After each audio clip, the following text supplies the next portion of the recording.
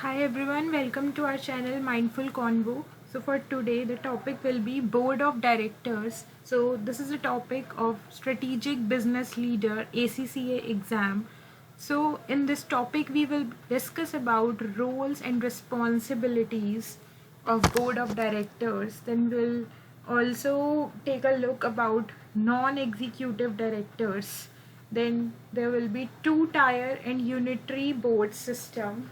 So these are the types of boards. Then we'll discuss about board committees, where there are three types of committees: nomination committee, audit committee and remuneration committee. And there is one more committee which we will be but we will discuss in later lectures. It is called risk committee. So there are some chapters related to risk part, so we'll cover that in those chapters. Okay, so now we'll discuss about roles and responsibilities of boards of director. So a director is an officer of the company who manages the affairs of company. So directors of the company are also known as board of directors. So when there are a collection of directors, all those directors are collectively known as the board of directors. So directors could be individually or collectively have a duty of corporate governance. So because this is an SBL subject, so we will always try to target the strategic aspect of each and every topic. So here also our roles and responsibilities will target the strategic aspects. Now, moving on further, we will talk about that what are the basic duties of boards of directors. So they establish appropriate internal controls that enable risk to be assessed and managed.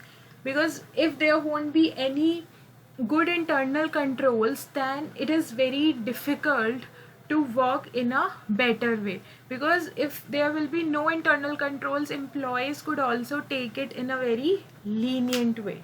So we should avoid all these things, and directors should be very particular about the internal control system of the company. Then they should also ensure that necessary financial and human resources are in place for the company to meet its objective. Because if there will be no financial and human resources in the company who are doing their role in a good way, then it will be very difficult for the company to survive. So they should see that whether there is proper balance of equity and other capital and other financial, that whether the company is viable as per the profit it is earning, and whether the human resource is enough, or there should not be also overstaffing, and whether they are skilled and experienced enough to take up the task of the companies.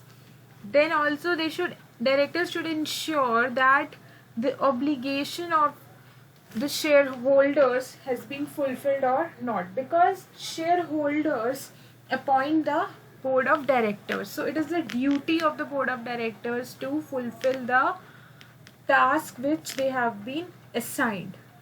Then board of directors should also perform their duties effectively and on regular basis. So if we will talk about listed companies, so in the listed companies there are also non-executive directors. So the board of directors appoint non-executive directors also, and they also establish different types of committees. So all these things are done by board of directors. Now we'll try to understand that what are the structures of board. There are two types of structure: two-tier and unitary board.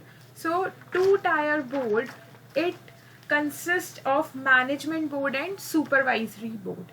So in the management board it is also known as lower tier, and supervisory board is known as upper tier. So by name you can easily analyze that what will be the roles. So if we talk about lower tier, they look up to the day-to-day activities of the enterprise, and also they generally includes executives. And whereas upper tier board, what is their work? Their work is above the daily routine task. They appoint, supervise and advises members of the management board, and also they look after the strategic oversight of the organization. So they receive information and reports from the management board also, because the upper tier will tell to the lower tier that they want the reports about what are they working, what are the MIs, how the operations of the company are going on. So in this they will be needing a report which is given by the lower tier. Now there were the advantages of two tier board. So the best thing is that there is a clear separation between those manage the company and those that own it. So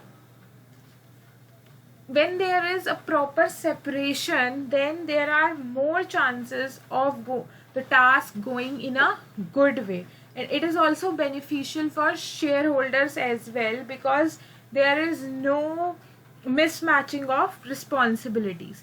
But there is also some problem regarding two tier board, that there is a bureaucracy, because always the upper tier will try to dominate the lower tier. So this is the main disadvantage of the two tier board. Then if we talk about the unitary board, so there are no such levels, there is a one board here. So it is really a good board as compared to two tier board, because there are non-executive directors as well, and there is a mix of executive and non-executive directors. So the involvement of non-executive director in the running of the company is a good thing, because there should be many other things to do rather than just supervising. So here, instead of just supervising, non-executive directors are also involved in running of the company. And also the non-executive directors are also responsible for the working of the company in the early stage. So from the initiation of the company, they have a very good hand over it, which is really a very good practice. And also when there is a one tier board or a unitary board, there will always be a reduction of fraud, because there is a involvement of actual management of the company. And also there is investor confidence will boost up, because there will be no two tier board, like no one is dominating the other one. So obviously when there will be no such clashes, there the business won't get affected, and obviously the investor confidence will boost up. So basically the non-executive director's role is divided into four parts, like strategy role, risk role, people role and scrutinizing role. So in the strategy role, they contribute to the development of strategy. They always try to develop a strategy and try to pursue it, to execute it for the betterment of the company. Then in the risk role, financial systems accurate and risk management robust, because in this role they always try to see that there should never be risk. They always try to eliminate the risk part by keeping check upon the financial statements, so which will be indirectly taken care by the audit committee, which is I would say, which is nominated by the board of directors. And also they try to manage the risk properly with the help of risk committee. Then in the people role, they decide the remuneration of board, and they also ensure that there is appropriate succession planning, that what else could be done in the future. They also talk about the promotion of the people. So they try to manage the people role. Then scrutinizing role, in this role they try to review the performance of management in meeting the objectives. So this was all about the non-executive director's role. Now we will discuss about the committee's part. So in this, firstly we'll talk about the nomination committee. So the committee manages all appointments to the board and undertakes succession planning for the board. So this committee always work regarding the appointment of directors. So in this committee, they always try to ensure that there is a balance of diversity, skill and experience in the board of directors. So sometimes some directors are in some companies you will see that all the directors are male, but in some company the diversity is maintained, like there are both directors, women director and male director.